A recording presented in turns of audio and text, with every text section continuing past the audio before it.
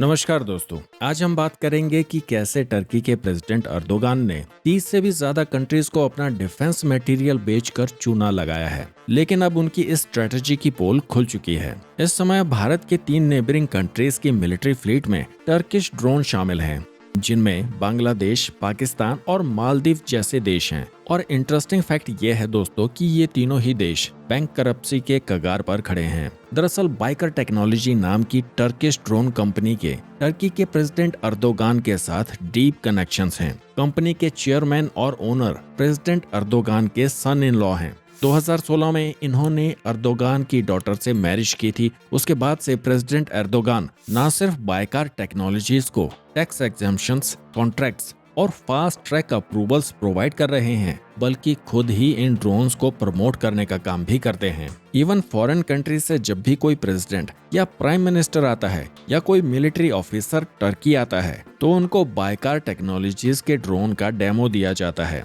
Erdogan हमेशा ये कोशिश करते हैं कि सामने वाली कंट्री उनसे ये ड्रोन्स परचेज कर लें। टर्की का क्लेम है कि उनके बायरक्तार TB2 ड्रोन दुनिया में सबसे एडवांस ड्रोन्स हैं, जिनको किसी भी कंट्री की मिलिट्री में मौजूद ट्रेडिशनल रडार सिस्टम्स डिटेक्ट नहीं कर सकते। और यही तसल्ली देकर टर्की ने पाकिस्तान, मालदीव्स और बांग्लादेश को ये ड्रोन्स बेचे थे। और उस समय इन देशों को भी लगा होगा कि बायरक्तार TB2 ड्रोन इंडियन आर्मी के अगेंस्ट बहुत इफेक्टिव साबित होंगे। लेकिन दोस्तों, अब एक ऐसा इंसिडेंट हुआ है जिसने टर्की के सारे क्लेम्स की हवा निकाल दी है। दरअसल कुर्दिश मिलिटेंट्स, जो कि इंडिपेंडेंट स्टेट के लिए टर्की की मिलिट्री के अगेंस्ट लड़ रहे हैं, उन्होंने टर्की के इस मोस्ट एडवांस बायरक्तार TB2 ड्रोन को मार गिराया है। और इस इंसिडेंट की वीडियोस और पिक्चर सोशल मीडिया पर काफी वायरल हुई हैं। कुर्दिश मिलिटेंट्स ने अनाउंस किया है कि उनके पास टर्किश ड्रोन को हिट करने वाली मिसाइल्स भी आ गई हैं।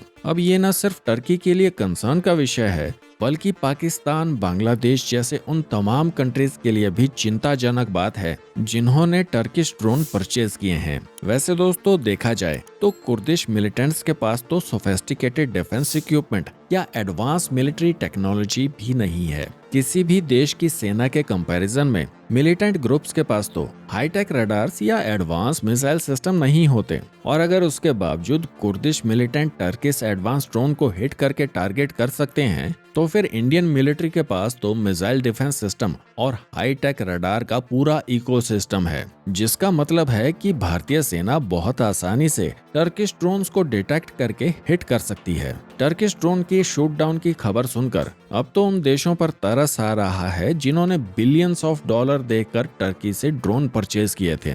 और भारत के पड़ोस के 3 कंट्रीज जिनके पास इस समय इंपोर्ट बिल देने तक के पैसे नहीं हैं, जो बैंक करप्ट होने वाले हैं, उन्होंने ये एक्सपेंसिव ड्रोन्स परचेज किए हैं। पाकिस्तान IMF के लोन पर चल रहा है और बांग्लादेश की करेंसी लगातार कमजोर हो रही है और मालदीव्स चाइना के कर्ज के जाल में फंस चुका है। दोस्तों, कोई भी टेक्नोलॉजी परफेक्ट नहीं होती। हर प्लेटफॉर्म की अपनी स्ट्रेंथ और वीकनेसेस होती हैं। और ठीक इसी तरह टर्किश बायरक्तार TB2 ड्रोन की टेक्निकल और ऑपरेशनल लिमिटेशंस भी हैं, जो अब पूरी दुनिया के सामने आ चुकी हैं।